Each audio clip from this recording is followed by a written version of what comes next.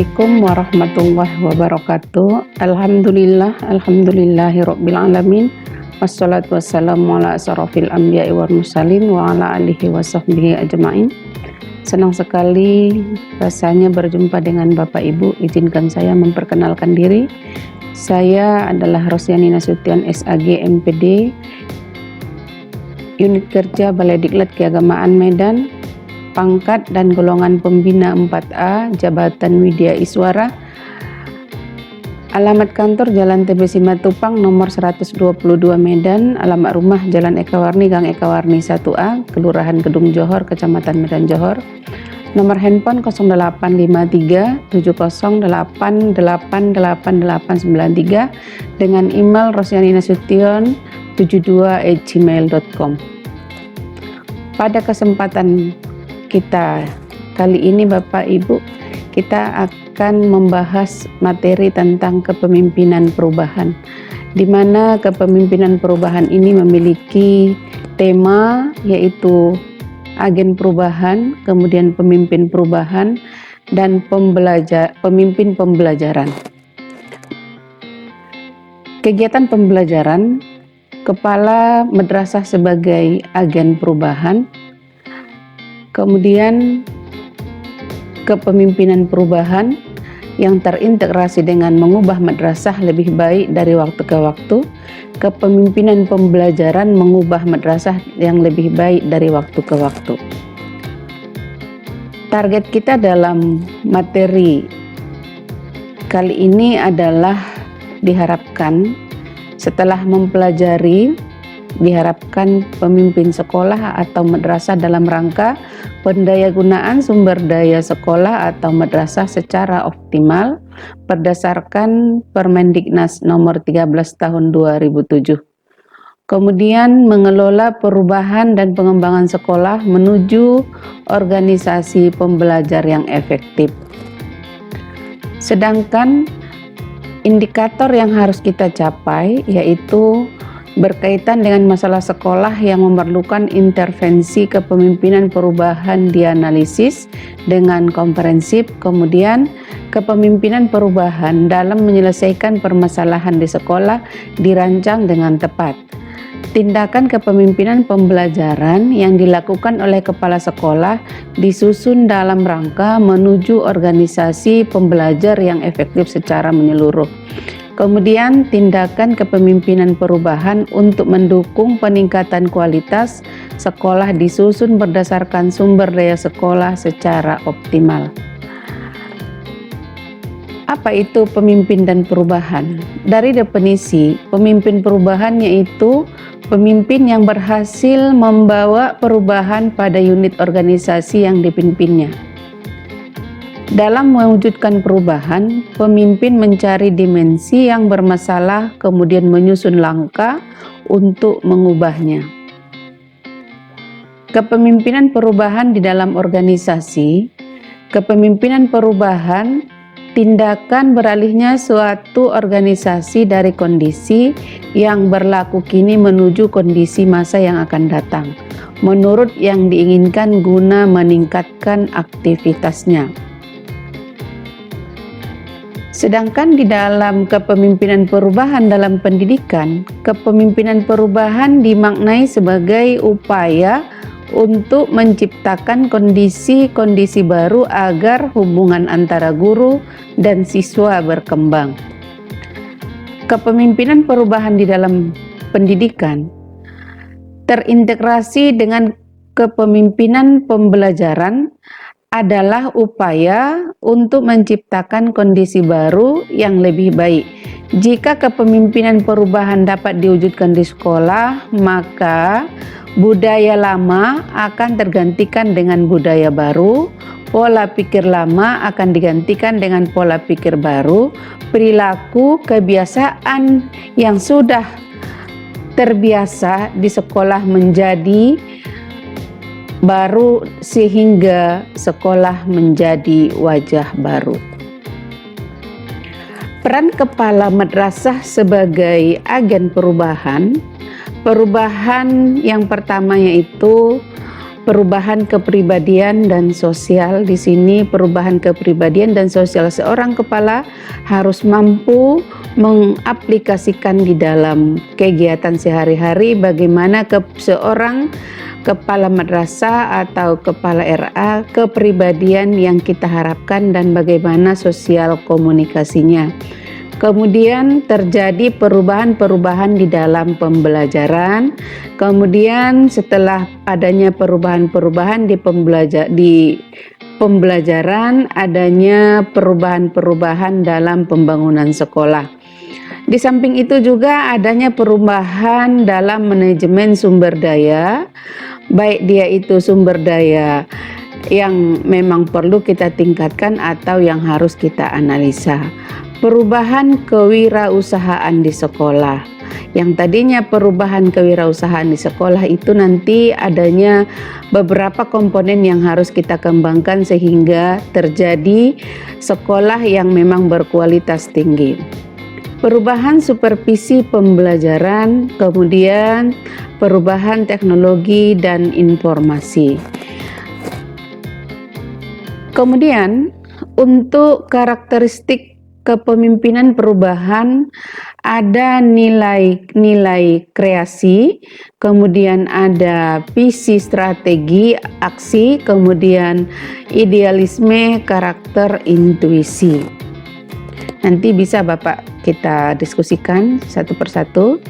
Kemudian kita perhatikan nilai kreasi atau kreasi nilai.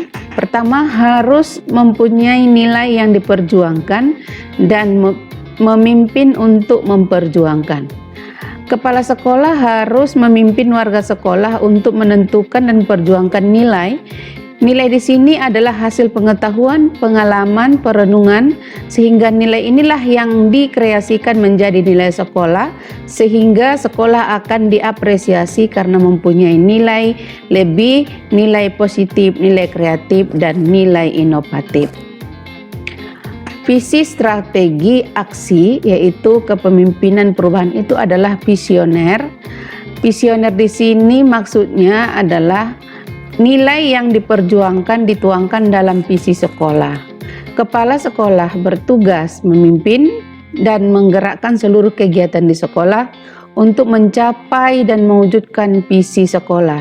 Visi sekolah ini dijabarkan menjadi visi sekolah, misi sekolah, sehingga kepala sekolah perlu memikirkan strategi dan aksi yang bisa dilakukan untuk mencapai visi sekolah tersebut.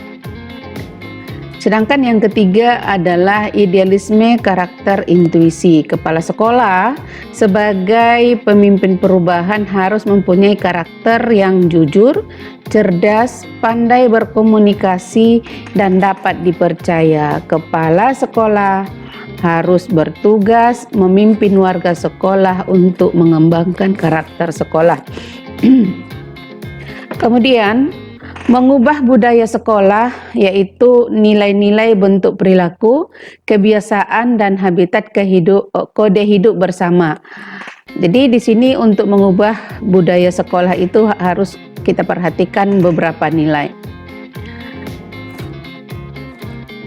Seorang kepala sekolah harus menghindari tidak memberi feedback, tidak memahami potensi, goal tidak jelas, kepala tidak berubah, memelihara apel busuk, dan lepas tangan. Peran kepala sekolah sebagai pemimpin perubahan, kepribadian sosialnya, pembelajaran, pengembangan sekolah, komunitas, manajemen sumber daya, kewirausahaan sekolah, supervisi pembelajaran, teknologi, dan informasi.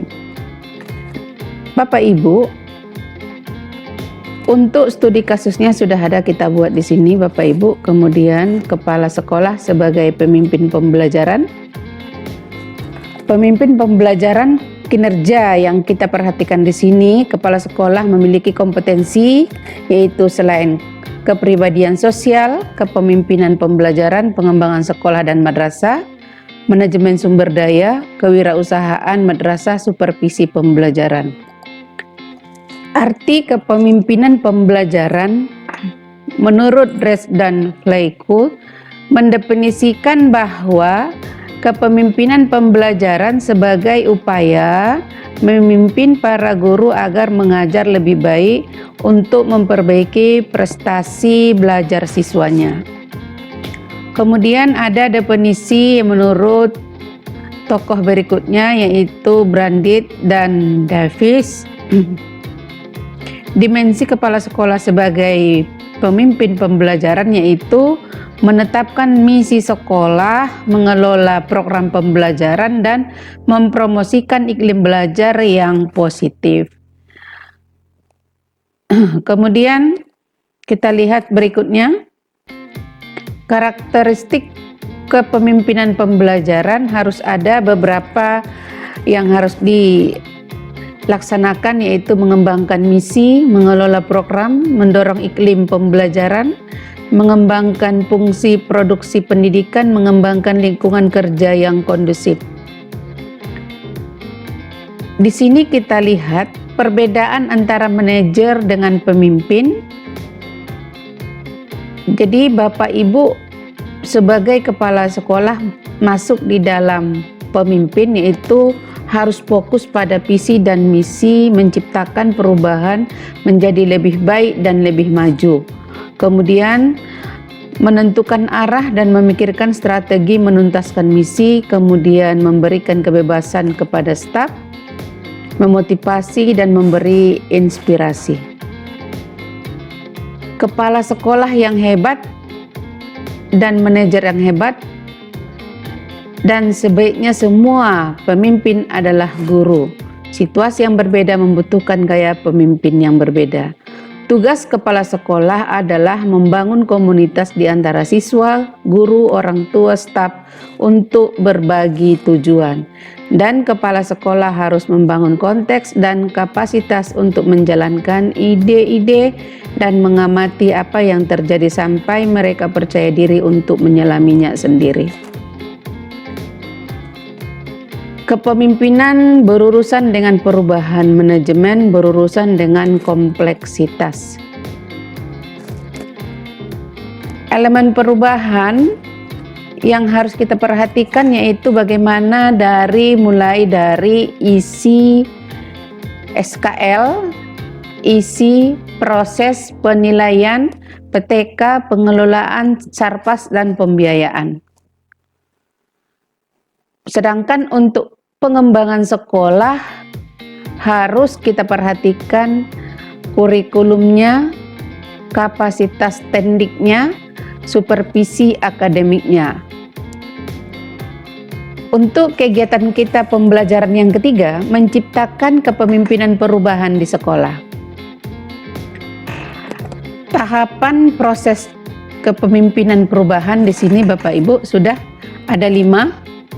Pemahaman, kemudian membangun hubungan perubahan, kemudian menentukan pekerjaan, generalisasi dan stabilisasi, dan evaluasi. Seorang kepala sekolah harus memahami fungsi manajemen, yaitu bagaimana mulai dari planning, implementing, dan evaluasi. Perencanaan tindak perubahan. Perencanaan tindak perubahan, kepala sekolah melakukan perencanaan tindak perubahan dengan menetapkan permasalahan di sekolah. Menetapkan permasalahan di sekolah adalah salah satu faktor yang mengarah untuk mencari solusi, sehingga nanti dengan solusi tersebut kita akan mengalami perubahan dari berbagai aspek. Kemudian menentukan solusi perbaikan. Melaksanakan perubahan. Sedangkan hal-hal yang harus diperhatikan saat kepala sekolah melaksanakan tindakan perubahan, harus ada penolakan, harus ada penolakan, kemudian kemarahan, tawar-menawar, depresi, dan penerimaan. Jadi ini harus dipertimbangkan melaksanakan tindak perubahan. Kemudian ada strategi implementasi.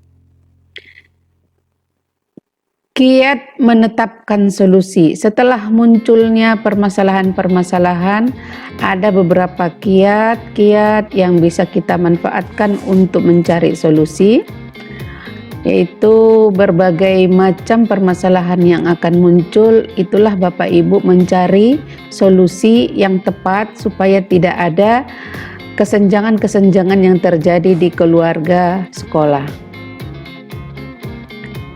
Mantra yang harus dipegang oleh kepala sekolah yaitu dengan istilah experiential learning, yaitu Bapak Ibu sebagai kepala sekolah harus mampu memodifikasi menjadi beberapa tahapan-tahapan yang dimulai dari persiapan, pelaksanaan, monitoring dan evaluasi dan refleksi. Kemudian dikenal dengan istilah CE, yaitu adanya planning, pelaksanaan, pengecekan dan aksi. Yang ketiga